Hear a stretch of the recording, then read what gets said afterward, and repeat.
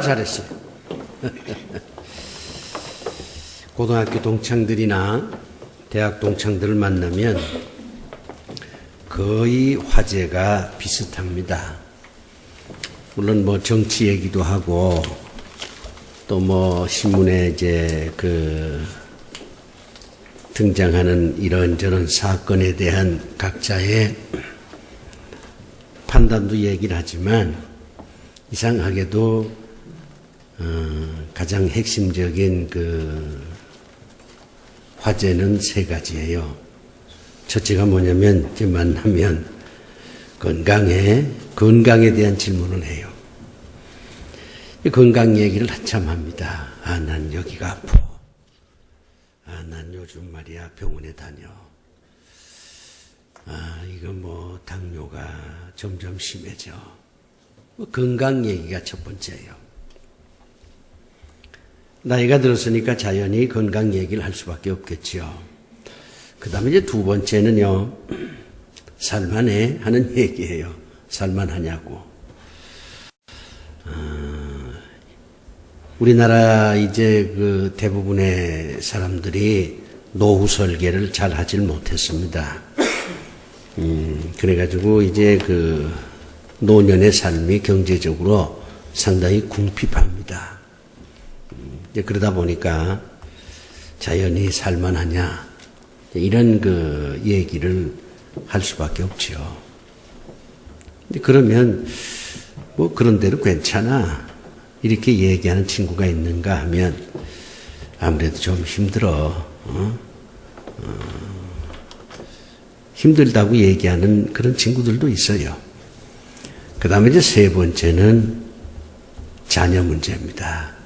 애들 시집 가고 장가같이 잘들 살아? 애가 몇이야? 손자, 손녀가 몇이냐? 그런 얘기죠. 자녀들이 잘 됐냐? 잘 사냐? 이런 얘기를 합니다. 이제 늙으면 가족밖에 없다 그러잖아요. 사실 나이를 먹는다는 것은 사람을 잃어버린다는 것입니다. 늙어가면 늙어갈수록 주변에 사람이 없어요. 다 떠납니다. 근데 맨 마지막 남은 사람이 결국 가족입니다. 그러니까 자연히 이제 가족들에게 관심이 있는 거죠. 자녀들 다 잘 됐냐고, 뭐 하냐, 시집장가는 다 갔냐, 잘 사냐, 이런 얘기를 이제 화두로 삼을 수밖에 없습니다. 우리 이제 부활교회 교우들 사는 모습을 이렇게 봅니다. 기도받으러 오는 분들도 있고, 이런저런 상담을 하는 분들도 계신데, 참 이상하게도 전부 세 가지에 걸려 있어요. 목사님, 제가 신앙생활을 좀 잘해보려고 그러는데, 이게 잘 안 됩니다. 어떻게 하면 신앙생활을 잘할 수 있겠습니까? 이런 상담은 거의 없어요. 거의 없고 세 가지에 걸려 있습니다. 몸이 불편하다는 거예요. 제가 건강이 좋지 않습니다. 제가 병원에 가야 합니다. 기도해 주세요. 그 다음에 이제 자녀들 때문에 또 걱정이 많습니다. 자녀들 이제 대학 진학을 해야 되는데 잘 안 됩니다. 자녀가 이렇게 저렇게 사업에 실패해서 제가 참 괴롭습니다. 자녀들을 위해서 기도해 주세요. 그 다음에 이제 세 번째가 물질 문제입니다. 직장을 잃어버렸거나 또 이제 정년이 돼서 은퇴를 했지만 아직도 일할 나이가 되거든요. 재취업을 하려고 하는 그런 분들도 있고 또 이렇게 너무 가난해서 그것 때문에 시험에 드는 그런 교우들도 있습니다. 결국 이 세 가지예요.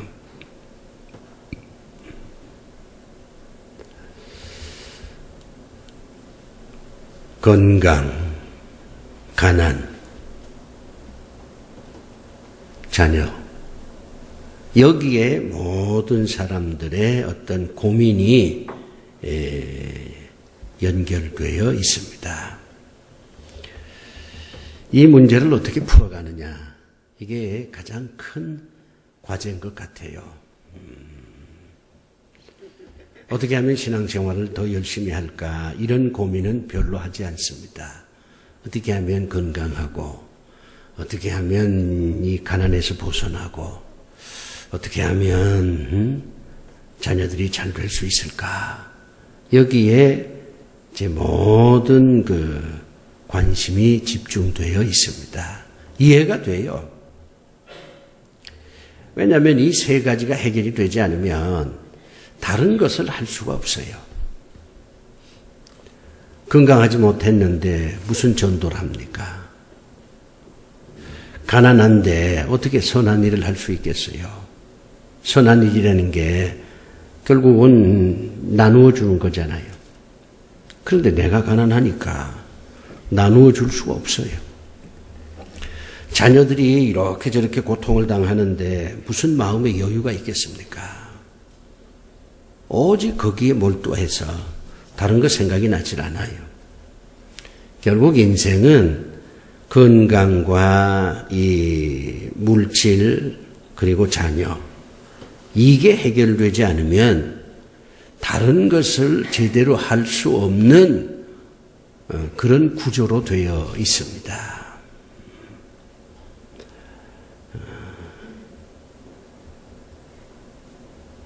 제가 이제 모스크바에 한번 갔는데, 모스크바에서 일을 다 보고 페테르부르크에 이제 관광을 갔습니다. 모스크바하고 페테르부르크, 이게 이제 러시아의 가장 큰 도시 아닙니까?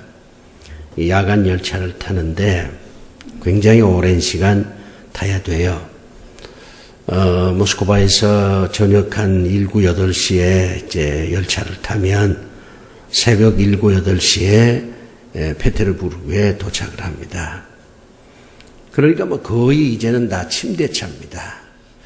근데 이제 푸슈킨이 살던 시대에는 러시아가 굉장히 경제적으로 어려웠으니까 돈 많은 귀족들이나 갑부들은 침대차를 타고 이제 여행을 했는데, 가난한 사람들은 침대차를 탈 수가 없었어요. 3등 객차에 이제 탔습니다. 우리도 옛날에 3등 열차를 타봤잖아요. 얼마나 이게 참 사람들이 많이 모이는지 힘들지요. 저도 기억이 생생해요. 서울역에서 이제 기차 타고 목포에 도착해서 목포에서 배 타고 제주도로 들어가는데, 어쩌다가 이제 좌석표를 얻질 못하면 입석을 타야 되거든요. 서서 목포까지 가는 거예요. 그러면 바닥에 앉기도 하고, 또 이제 마음이 따뜻한 사람 만나면 한 1시간 정도는 앉으라고 그래요. 내가 1시간 동안 서 있을 테니까 학생이 좀 와서 앉으라고. 그러면 1시간 정도는 좀 앉았다가 그 다음에 이제 일어나면 이제 그분이 앉고, 고생 많이 했죠. 푸슈킨이라는 사람이 페테르부르크에서 모스크바로 가는데 일부러 3등 열차를 탄 겁니다. 이 푸슈킨이 돈 많은 사람이었으니까 얼마든지 침대차를 타고 갈 수 있었는데 일부러 3등 객차에 탔어요. 왜 그러냐면 이 사람은 이제 시를 쓰고 희곡을 쓰는 사람이니까 이 당시에 민중들이 제일 관심 갖고 있는 게 뭘까, 그걸 좀 알아보기 위해서, 가난한 사람들이 관심 갖는 삶의 화두가 뭐겠나, 그걸 직접 한번 그분들의 육성으로 듣고 싶어서 일부러 3등 열차를 탄 겁니다. 푸슈킨이 말합니다. 이 칸도 저 칸도 3등 객차에 앉아있는 모든 사람들이 하는 화두는 딱 하나였다. 빵. 빵 얘기만 하더라는 거예요. 어떻게 하면 먹고 살 수 있겠나? 그 얘기만 하더라는 겁니다. 그래서 푸시킨이 생각하기를 이 먹고 사는 문제, 이 빵 문제가 해결되지 않는 한 사람들은 그 무엇도 할 수 없는 존재다. 이 빵 때문에 절망하는 러시아 민중들을 위해서 내가 할 수 있는 게 뭘까? 이런 생각을 골똘히 했다. 이 빵 문제 때문에 힘들어하는 이 사람들을 내가 위로하고 저들을 격려하는 그런 작품을 많이 써야 되지 않겠냐. 그렇게 이제 다짐을 했다. 그런 고백이 있습니다. 인생의 문제는 많이 있지만 가장 핵심적인 문제는 이 세 가지입니다. 건강, 그리고 가난에서 벗어나는 것, 그리고 자녀들이 잘 되는 것. 이게 인생의 3대 문제예요. 전도가 문제가 아닙니다. 사랑하는 게 문제가 아니에요. 남녀 간의 사랑도 이것만큼 절실하지 않습니다. 이게 가장 기본이에요. 이스라엘 백성들도 마찬가지입니다. 이스라엘 백성들이 애굽에서 나왔잖아요. 가나안 땅으로 갑니다. 40년 동안 광야에서 살았어요. 40년 동안 광야에서 살면서 이스라엘 백성들이 고민했던 것도 이 세 가지입니다. 저도 광야에 가봤습니다마는 이 광야는 아무것도 없어요. 거기서 40년 살다 보니 이 사람들이 건강이 아주 나빠졌어요. 이 사막은 낮과 밤의 그 기온 차이가 굉장히 심합니다. 밤에는 영하 몇 도로 내려가요. 낮에는 섭씨 40도로 치솟아 오릅니다. 그야말로 덥다가 춥고 춥다가 덥고 이런 환경이에요. 그러니 사람 몸이 거기에 적응을 제대로 못하잖아요. 요즘 감기가 상당히 유행이라고 그럽니다만은 여러 가지 원인이 있겠지만 이 아침하고 대낮의 온도 차이가 너무 벌어지니까 사람 몸이 거기에 적응을 하질 못해서 결국 감기 같은 걸 자주 걸리게 되는 거예요. 또 감기는 만병의 근원이라고 거기서부터 이제 이런저런 병들이 생겨나는 거잖아요. 이스라엘 백성들의 광야 40년은 굉장히 건강상 좋지 않았습니다. 많은 사람들이 병으로 죽기도 하고 어려움을 겪었어요. 또 이스라엘 사람들이 광야 40년 살면서 이 먹는 문제가 참 힘들었습니다.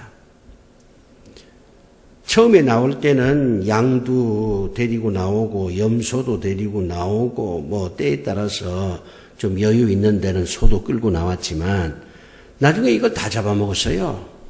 이제 먹을 게 없어요. 얼마나 저들이 먹을 게 없으면 애굽으로 돌아가자 그렇게 얘기를 했겠어요. 애굽으로 돌아가면 자유는 없지만 나일강 물 마음껏 먹을 수 있어. 마실 수 있어. 거기다가 목욕도 할 수 있고. 그런데 이 사막은 말이에요. 물도 마음껏 마실 수가 없어요. 세수한 물도 없어요. 목욕물도 없어요.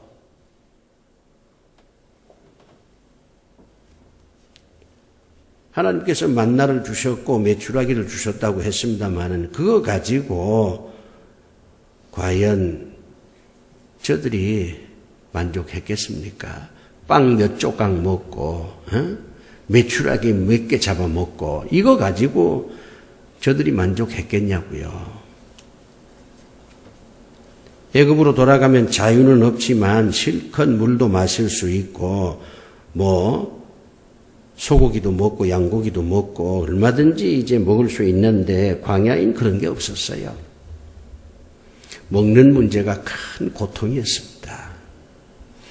여러분 상상을 해보세요. 40년 동안 광야에서 얼마나 힘들게 살았는지. 참혹한 그런 삶이었습니다. 저들은 광야에서도 시집가고 장가갔습니다. 광야 40년이잖아요. 그런데 그 부모는 대부분 다 광야에서 죽었습니다. 부모들이 죽으면서 마음 편하게 눈을 감았을 것이라고 생각하십니까? 가나안 땅 언제 들어갈는지 알 수가 없어요.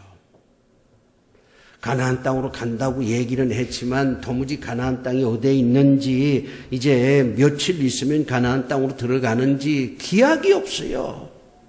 그런 가운데서 저들은 죽어갔습니다. 그러면 부모가 죽을 때에 자식에 대해서 이런저런 걱정을 안 했겠습니까? 나는 이렇게 광야에서 죽는다마는 내 자식들은 어찌 될 것인가? 내 자식들도 과연 이렇게 나처럼 광야에서 죽는 거 아닐까? 가나안 땅에 들어간다고 얘기는 했지만 그거 믿을 수 과연 있겠느냐? 그렇다면 내 자녀들도 나처럼 이렇게 비참하게 광야에서 죽는 거 아니냐? 이렇게 생각했을 때 그 부모로서 제대로 눈을 감았겠습니까? 자식들 생각하면 가슴이 미어졌을 거예요. 그러면서 그들은 광야에서 죽었습니다. 우리가 말로 광야 40년 하지만 그 실상을 가만히 살펴보면 정말 이것은 비참한 그런 삶이었어요.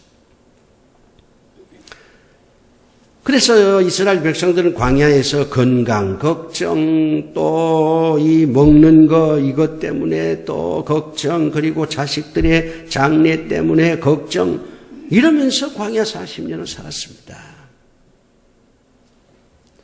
이런 이스라엘 백성들의 그 처참한 삶의 모습을 하나님께서 보시면서 이스라엘 백성들한테 이렇게 말합니다. 내가 너희들이 얼마나 근심 걱정이 많은지 잘 안다. 내가 도와줄게. 내가 도와주면 너희들 건강하게 살 수 있어. 내가 도와주면 너희 자녀들 말이야 가나안 땅에 들어가서 잘 살 수 있어. 내가 도와주면 너희들 이 먹는 문제, 무엇을 먹을까 마실까 입을까 이거 걱정 안 해도 돼. 내가 도와줄게. 그렇게 하나님께서 말씀을 해요. 그러면서 하나님께서 냉정한 표정으로 이렇게 말합니다. 그런데 말이야, 그냥은 도와주질 못해. 그냥은 안 돼. 이게 하나님의 싸늘한 음성이었어요. 우리 하나님은 굉장히 사랑이 넘치면서도 동시에 냉혹하신 분이십니다. 내가 도와줄게. 그렇게 말씀하시면서 그러나 그냥 도와줄 수는 없어. 조건을 거는 거예요. 여러분은 그런 하나님에 대해서 참 원망도 하고 하나님 참 매정하시다 이렇게 생각을 하는지 모르지만 이게 진리입니다. 세상에 조건 없는 게 어디에 있습니까? 그래서 공짜는 없다 그런 말이 있잖아요. 모든 게 다 조건하고 연결되어 있어요.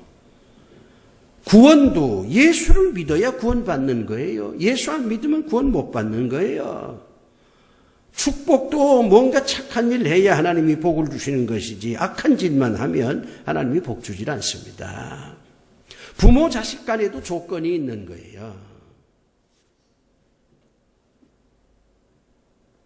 옛날에 우리 부모들이 자식들한테 잘하는 거는 뭐 부모로서의 책임감 때문도 있지만 내가 자식들한테 잘하면 언젠간 또 자식들도 나한테 잘할 것이다. 이런 어떤 약속이 피차에 있는 겁니다. 회사도 마찬가지예요. 가서 8시간 일하면 얼마 주고 9시간 일하면 얼마 주고 10시간 일하면 얼마 주겠다. 이게 조건이잖아요. 세상의 모든 관계는 조건입니다. 무조건이란 존재하지 않아요.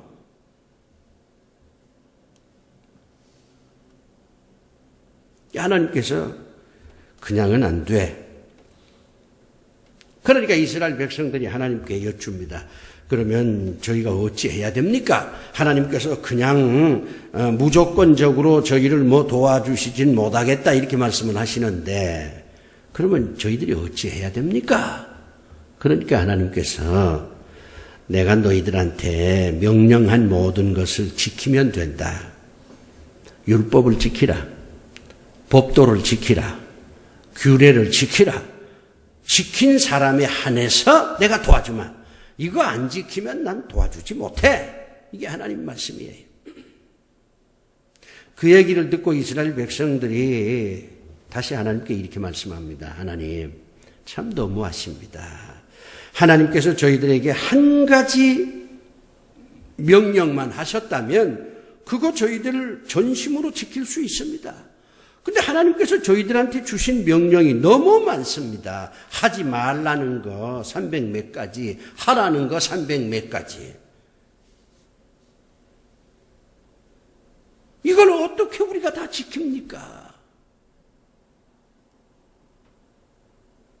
우리가 지키려고 해도 다 못 지킵니다. 그랬더니 하나님께서 웃으시면서 이런 말씀을 합니다. 아니야. 다 지키라고 하는 거 아니야. 내가 너희들한테 700몇 가지 명령을 내렸지만은 그 700몇 가지 명령을 너희들이 다 순종하라 그런 뜻은 아니야. 너희들 그거 다 순종 못해. 다 순종하라는 얘기 아니야. 그 중에 몇 가지만이라도 완벽하게 하라. 완벽하게 하라. 그러면 내가 너희들 도와주마. 그렇게 하나님께서 말씀을 하십니다. 우리가 이제 하나님의 말씀을 읽으면서 하나님께서 참 우리한테 이거 하라 저거 하라 굉장히 많거든요. 하나님이 요구하는 게 너무 많아요. 그걸 우리가 다 어떻게 지킵니까? 그거 다 지킬 수도 없거니와 지킬 필요도 없어요. 하나님은 그렇게 잔인한 분이 아니십니다. 많은 명령을 하는 것은 그 사람의 상황이 각기 다르기 때문입니다. 어떤 사람은 이런 상황에 처해 있으니까 이런 하나님의 명령은 순종할 수 있지요. 어떤 사람은 저런 상황에 처해 있으니까 그런 상황에 처해 있는 그 입장에서 하나님의 말씀 이거는 순종할 수 있지요. 그래서 하나님께서 700몇 가지 명령을 하시는 거예요. 그거 다 지키라고 명령하는 거 아닙니다. 내 상황에 맞게 지키라는 거예요. 가난한 사람한테 지금 호주머니에 돈 한 푼 없는 가난한 사람한테 이웃을 뭐 사랑하라 그러면서 나누어 주라. 그렇게 말씀을 한다면 나누어 줄 게 없잖아요. 그러면 그 사람은 나누어 주는 삶을 못하는 거예요. 못한다고 해서 하나님께서 화 안 내요. 그런데 부자는 나누어 줄 게 많잖아요. 근데 그 부자한테 하나님께서 나누어 주라. 그렇게 얘기하는데도 이 부자가 전 나누어 주지 못하겠습니다. 그러면 그게 죄가 되는 거예요. 상황에 따라서 다 하나님의 말씀 지킬 수 있는 사람이 있고 지킬 수 없는 사람도 있는 거예요. 살인하지 말라. 전쟁이 벌어지는 상황에서는 살인하지 말라 그러면 안 되잖아요. 전쟁이란 뭡니까? 적군을 죽이는 거잖아요. 군인들한테 한참 전쟁하는 군인들한테 사람 죽이지 말라. 그렇게 명령을 하면 전쟁에 이길 수가 있습니까? 전쟁에 패하지. 살인하지 말라 하는 이 말은 전쟁 상태가 아닌 평상시에 그 사람 죽이면 안 된다. 그런 뜻이에요. 죄를 지었을 때는 사람을 죽일 수밖에 없어요. 그렇기 때문에 하나님의 명령은 상황하고 연결된 겁니다. 그리고 또 하나님께서 철저하게 지키라는 겁니다. 뭔가 하나님의 말씀에 순종하려면 완벽하게 한번 해보라는 거예요. 하다가 말고 적당히 순종하고 그러지 말고 완벽하게 순종을 해보라는 거예요. 단 한 가지만이라도 완벽하게 해보라. 그러면 내가 복을 주마. 그래서 건강하게 해주고 또 물질의 축복도 주고 자녀들도 잘 되도록 내가 해주마. 그렇게 말씀하시는 겁니다. 여러분들도 오늘 하나님의 말씀을 들으시면서 하나님의 명령을 다 지키려고 하지 말고 하나님께서 나한테 주시는 명령 가운데 몇 가지, 한 3가지, 4가지 뭐 할 수 있으면 많을수록 좋겠죠. 그걸 완벽하게 내가 한번 지켜보겠다. 이렇게 다짐을 하세요. 그러면 하나님께서 여러분을 도와주십니다. 그러면 여러분 건강하게 돼요. 가난에서 벗어날 수 있습니다. 여러분 자녀들 잘 될 수 있어요. 이것도 아니고 저것도 아니고 이것도 적당히 하고 저것도 적당히 하고 뭘 완벽하게 하는 게 하나도 없어. 그러면 하나님은 실망하시는 겁니다. 여러분이 완벽하게 해야 될 걸 제가 오늘 3가지만 소개를 할래요. 4가지, 5가지는 여러분 감당 못할 테니까 뭐 나중에 이 3가지를 잘 감당하고 난 다음에 4가지, 5가지 해보시길 바랍니다만 일단은 이 3가지는 여러분 완벽하게 해보세요. 그러면 틀림없이 여러분 건강해집니다. 그리고 물질의 축복도 받아요. 여러분 자녀들 잘 될 수 있습니다. 첫째가 뭐냐면 우상 숭배는 하지 마세요. 이게 하나님 제일 싫어하는 겁니다. 하나님도 믿고 부처님도 믿고 이건 안 됩니다. 하나님도 믿고 무슨 뭐 돈도 믿고 이건 아니에요. 돈은 쓰는 것이지 믿는 게 아닙니다. 돈을 믿으면 돈이 우상이 되는 거예요.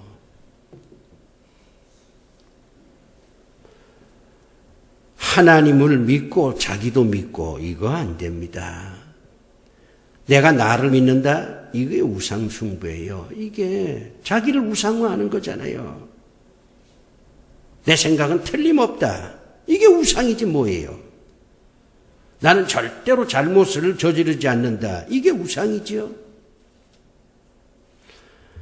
뭐 교황이 다녀가긴 했습니다마는 천주교하고 우리 개신교하고 다른 점이 상당히 많습니다. 그래서 이제 합동 측에서는 천주교를 2단으로 정죄를 합니다. 근데 우리는 그 정도는 아니에요. 우리 통합 측은 천주교를 2단으로 정죄하지는 않습니다. 근데 다른 게 많이 있어요. 그 가운데 하나가 저들은 교황은 무오하다. 교황은 절대로 잘못을 저지르지 않는다. 이런 교리가 있습니다. 교황을 우상으로 섬기는 겁니다. 우리 입장에서 보면 교황은 우상이 되는 거예요. 우상 숭배하면 안 됩니다.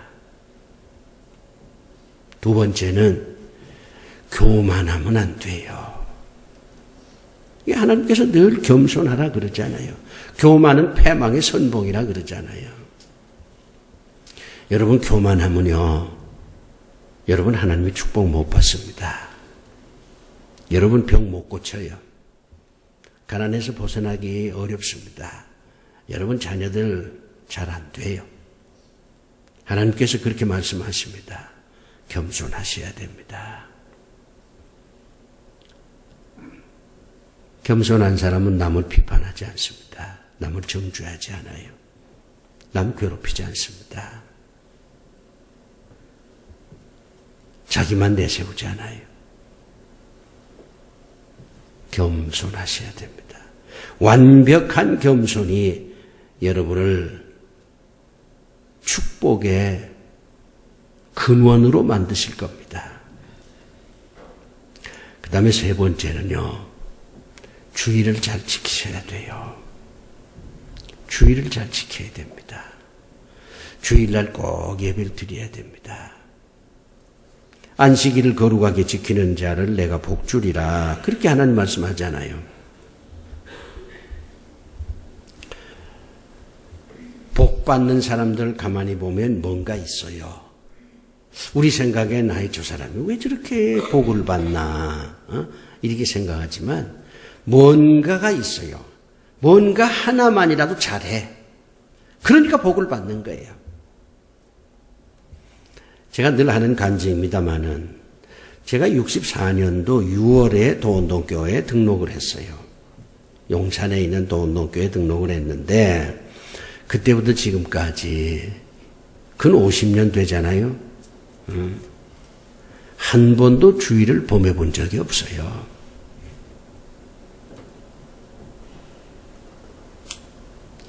주일을 지키는 건 지금까지는 내가 완벽하게 했습니다. 누님네 결혼식 한다. 주일날 하니까 안 가요. 대학 다닐 때에 무슨 졸업여행 주일 끼고 가니까 안 해요. 무슨 문화 유적 답사 주일 끼면 안 갔어요. 외국에 가면 가까운 교회를 찾아갔고 교회 없으면 함께 동행한 사람들하고 같이 모여서 호텔 음식점 방 빌려서 예배드리곤 했어요. 내가 복을 받았다면 아마 주일을 지켰기 때문일 겁니다. 그 긴 세월 한 번도 주일을 범해 본 적이 없습니다. 여러분도 할 수 있습니다. 이 세 가지만 잘하면 하나님께서 여러분에게 약속대로 건강하게 해주실 것이고 여러분 자녀들 잘 될 거예요. 그리고 물질 때문에 고통당하는 일 없을 겁니다. 사랑하는 교회 여러분, 기도도 좋고 사랑하는 것도 좋고 전도하는 것도 좋고 교회 봉사하는 것도 좋지만 이 세 가지가 해결이 안 되면요 이거 못해요. 내가 지금 병상에 누워있는데 무슨 전도를 합니까? 내가 지금 병상에 누워있는데 무슨 교회 봉사를 해요? 자식들이 잘 안 돼서 그것 때문에 가슴이 막 아픈데 무슨 여유가 있어서 전도를 합니까? 이 세 가지가 해결돼야 됩니다. 그리고 나서야 다른 걸 할 수가 있어요. 여러분들은 이 세 가지를 해결하려고 노력을 하십시오. 그러려면 우상 숭배는 안 됩니다. 그리고 겸손하셔야 돼요. 남 괴롭히면 안 됩니다. 잘난 척하면 안 돼요. 내 생각이 옳다고 자꾸 항변하면 안 돼요. 우리 다 부족한 사람들입니다. 그리고 주일은 꼭 지켜야 합니다. 그러면 틀림없이 이 세 가지 문제가 해결이 돼요. 가장 큰 지혜가 뭐겠습니까? 지혜라고 하는 것은 문제를 해결하는 어떤 능력을 지혜라고 말합니다. 우리 인생에 여러 가지 문제가 있지만 가장 큰 문제가 세 가지 아니에요? 건강 문제, 물질 문제, 자식 문제. 이게 가장 핵심적인 문제예요. 이거 해결하고서야 비로소 사랑도 하고 봉사도 하고 전도도 하고 뭣도 할 수 있는 거예요. 이걸 해결해야 됩니다. 근데 여러분 힘만으로는 되지 않아요. 여러분이 아무리 노력을 해도 여러분 힘으로 이 세 가지 문제가 해결되지 않습니다. 하나님이 도와주셔야 해결이 됩니다. 하나님의 도움을 받으려면 하나님의 명령 가운데 이 세 가지만은 좀 건성으로 하지 말고 완벽하게 한번 해보십시오. 틀림없이 하나님은 약속하신 대로 여러분을 고통스럽게 만드는 이 세 가지 문제를 해결해 주실 것입니다. 기도합시다. 아버지 하나님, 세 가지 문제를 해결해 주시옵소서. 아버지의 말씀에 순종하면 하나님께서 해결해 주신다고 하셨으니 저희들로 하여금 하나님의 법도에 몇 가지만이라도 완벽하게 순종을 해서 이 세 가지 문제에서 자유함을 얻게 하여 주시옵소서.